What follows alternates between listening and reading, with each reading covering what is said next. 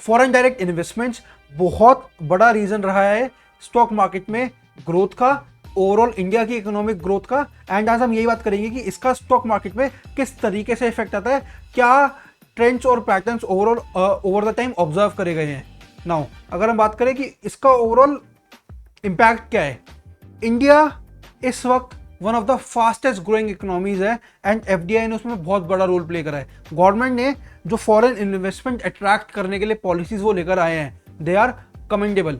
आपने मतलब मैं इसमें ज़्यादा डिटेल में नहीं जाऊंगा, लेकिन जिस तरीके से एप्पल को पहले मना कर दिया था कि आप सिर्फ इंडिया में ही बिल्ड करो, मेक इन इंडिया को जिस तरीके से गवर्नमेंट इतना ज़्यादा पुश कर रही है, इनफैक्ट टेस्ला को भी एंटर नहीं होने दे रही, दैट इज कमेंडेबल क्योंकि they are forced to make in India and that is good, क्योंकि उससे ओवरऑल इंडिया की एम्प्लॉयमेंट बढ़ रही है।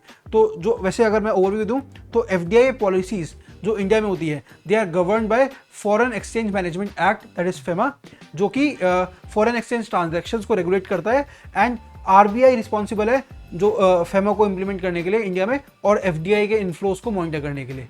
नाउ अगर हम बात करें आईटी सेक्टर पे एफडीआई पॉलिसीज का क्या इंपैक्ट है, आप देखो कि पिछले कुछ टाइम में आईटी सेक्टर ने बहुत तेजी से ग्रोथ ली है और एफडीआई फॉरेन डायरेक्ट इन्वेस्टमेंट का इस पर काफी बड़ा रोल है। अब अगर हम बात करें इसका क्या इंपैक्ट है, सिंपल, अगर गवर्नमेंट ने कुछ रिस्ट्रिक्शंस लगाई एफडीआई के लिए आईटी सेक्टर में, तो इसमें सेक्टर की ओवरऑल ग्रोथ कम होगी। आपको पता है जरूरी नहीं है कि अगर सिर्फ इंडियन कंपनीज होंगी तभी ही ग्रोथ होगी, क्योंकि अगर बाहर की कंपनीज आएंगी वो अपनी इनोवेशन लेकर आएंगी, उस इनोवेशन से कंपटीशन बढ़ेगा एंड उस कंपटीशन से जो हमारी डोमेस्टिक कंपनीज है वो भी ग्रो करेंगी, वो भी इवॉल्व होंगी। अगर आपको मोनोपोली डियोपोली का कॉन्सेप्ट पता हो तो उसमें भी यही होता है कि ओवरऑल कंपटीशन मार्केट के लिए बहुत जरूरी है।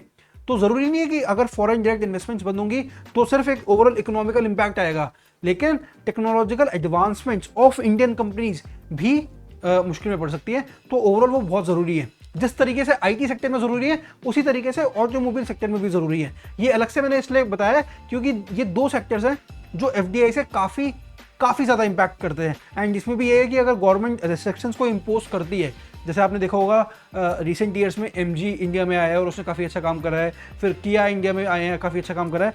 तो अगर गवर्नमेंट उनको मना कर दे कि आपको नहीं करना, तो ना तो इंडियन कस्टमर्स को इतने अच्छे प्रोडक्ट्स मिल पाएंगे, ना इंडियन कंपनीज के पास चैलेंज होगा। आप खुद सोचो ना, अगर गवर्नमेंट कहते कि आपको इंडिया में नहीं आना, सिर्फ इंडियन कंपनीज ही हैं, सो दे विल बिकम कंप्लेसेंट कि हाँ यार वो टेक्नोलॉजी बाहर एग्जिस्ट करती है लेकिन इंडिया में तो एग्जिस्ट नहीं करती ना, तो वो इतना ज़्यादा इवॉल्व नहीं करेंगे। लेकिन क्योंकि उनको डायरेक्ट कॉम्पिटिशन है बाहर के लोगों से, तो वो इंडिया में ओवरऑल इवॉल्व भी कर रहे हैं। अब मेरा आपको ये सब बताने का क्या मकसद है, चाहे वो आईटी सेक्टर की कंपनी हो चाहे वो ऑटोमोबाइल सेक्टर की कंपनी हो, आपको तो अपनी इन्वेस्टमेंट करनी है ना। तो आपको क्या देखना है कि ओवरऑल कितना एफडीआई हो रहा है उस सेक्टर के अंदर। अगर एफडीआई हो रहा होगा उस सेक्टर के अंदर तो ओवरऑल वो इवॉल्व होगा, प्रॉफिट कमाएगा वो सेक्टर ओवरऑल। तो ये चीज़ एक क्लियर हो गई। दूसरा, उससे जो चेंजेस आ रहे हैं उससे क्या जो कंपनीज है वो चेंजेस लेकर आ रहे हैं, कितना वो चेंज कर रहे हैं अपने आप को, तो सेक्टर में किन कंपनीज में आपको इन्वेस्ट करना है वो आपको पता लग जाएगा। तो पता लगे सेक्टर ग्रो होगा नहीं होगा, और फिर उन सेक्टर में किस कंपनी में इन्वेस्ट करना है वो आपको इस इंपैक्ट एनालिसिस से पता लग जाएगा। नाउ ऐसे कौन से फैक्टर्स हैं जो एफडीआई पॉलिसीज को इफेक्ट करते हैं। सिंपल, अगर कोई भी कंपनी है और उसको इन्वेस्ट करना है, जरूरी थोड़ी कि गवर्नमेंट ने बोल दिया आ जाओ और वो एक्सिक्यूट करा देंगे, वो भी तो देखेंगे ना कि इंडिया में ओवरऑल उनके प्रोडक्ट बिकेगा नहीं बिकेगा। Simple, everything happens on sale. अगर किसी प्रोडक्ट की सेल हो रही है तो वो कंपनी ग्रो होगी। सेल के अलावा किसी कंपनी मतलब कोई कंपनी कुछ नहीं सोचती, sale is the main focus.